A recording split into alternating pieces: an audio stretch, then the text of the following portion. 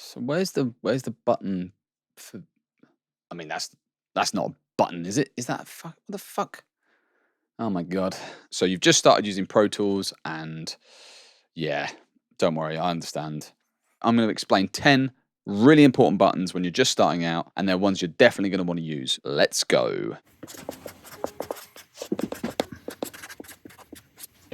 Hiya, it's Charlie T Music here. Welcome to the channel. This is a new series of videos that I'm doing all about Pro Tools. I've used it forever. I know a lot about it, so I'm going to help you learn it with this lovely list of important buttons that are actually going to do something for you right now. If you like this video, please subscribe. Please leave some comments. Do all the usual shit. You know what to do. Just get involved. The first button I'm going to explain is this up here, which is called your Smart Tool. The Smart Tool means you have 3 different tools at your disposal, and it's going to be about where your mouse position is relative to this line in the middle of your track. You can see this like central line here. If you're above this line, you get this trim tool.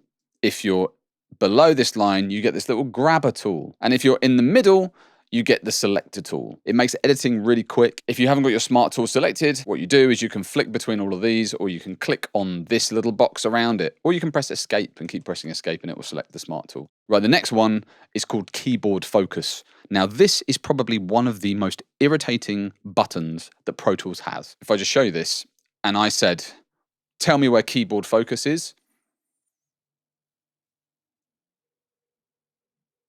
you're never going to find it. Basically, you need to make sure that this yellow box up here, yep, that's where it is. It needs to be yellow. That means it's focusing on what you're doing on this keyboard and not any other kind of external controller. When you first install Pro Tools, sometimes it defaults to being turned off. If it's not selected, none of your shortcuts are going to work. How fucking useful is that? Pro Tools remembers your settings, right, in your session. So if you turn it on, the next session you open, it's going to be on. Don't worry. Okay, up here, we're going to go to the top left-hand side, and I'm going to show you the blue box grid. And the grid is normally related to your BPM. You've got your BPM settings up here, and you can see that you've got your grid settings right up here in the middle. Now, if you can't see a grid, it's probably because this little box is turned off. You just need to make sure that's green. And then when you drop down, you can have your grid in lots of different things. I would recommend you have it in bars and beats because it just makes life a lot easier. And you can also set it to different note increments. If you don't want to edit on the grid and you want to go free and easy, the next little button that's really useful is slip mode. You can just move around nice and easy, just like this. That can be really useful if you're doing quick edits or if you're adding things like crossfades or, you know, chopping up a vocal and you don't necessarily need to be on the grid. Expert tip right here. This is a good little shortcut. You can leave it in grid mode and you can actually bypass your grid by just holding down Command. My hand is normally resting over this little part of the keyboard over here, and I'm almost always holding down Command with my thumb, especially when I'm editing, because I can just flick between all of that stuff, and then my hand's in the right place to do fades and cut stuff and press undo, which is very important. Next one is record arm.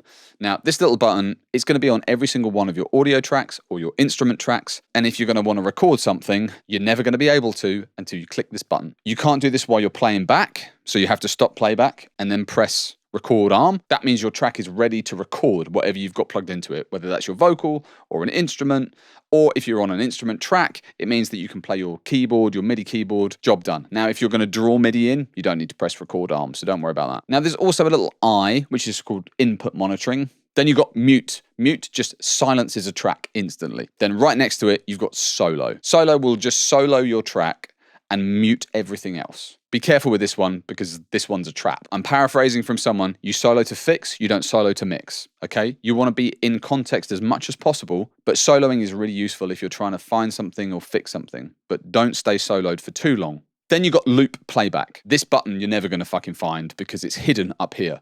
If you ever can't see any of these settings at the top, just right click on this section at the top or control click, you can just tick the boxes. If you go to this play button and either control click or right click, depending on how you got your mouse or your trackpad set up, you've got loop. Now, after you've changed that, wherever you select in Pro Tools and then press play, it will just loop that section over and over and over again. Another one that can be really useful is this little zoom toggle over here. Wherever you select on a track, if you press E, it will zoom into the bit that you've selected. If you press E again, it will go back to what it was like before. It is so useful when you want to quickly zoom into something and then quickly zoom back out again. And one of the absolute GOAT features of Pro Tools is this thing up here called tab to Transient. When this is blue, that means it's turned on. Select somewhere on a track and press tab.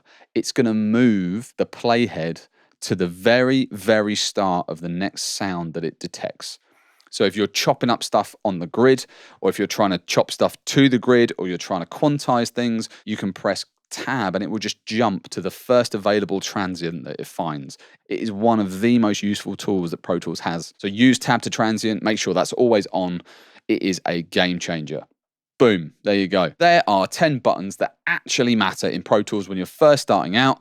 If you like this, stick around, watch some more videos. I'm going to help you with Pro Tools. I help you make your music sound better. Stick with me and you'll be all good. See you in the next one. Big love. Bye. I'm just going to pretend that I just casually just leave a camera up while I'm making music.